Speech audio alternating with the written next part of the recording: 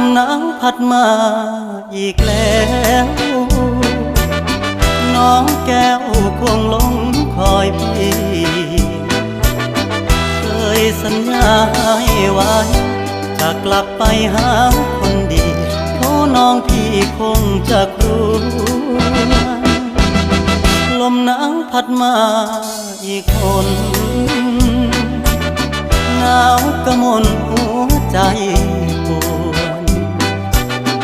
ยามหนาวมาห่างน้องเจ้าคงมองและรำครวญลมหนาวจะหวนกลับไปฟ้าเอ่ยโปรดเห็นฟ้าโปรดเป็นพยานให้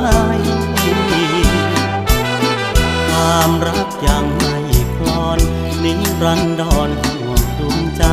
จากเจ้าไกลเพราะจนลมหนาวพัดมาอีกแล้วน้องแก้วคงหลงคอยมนจากน้องมาสร้างตัวอย่าได้กลัวรักจะปนให้น้องพ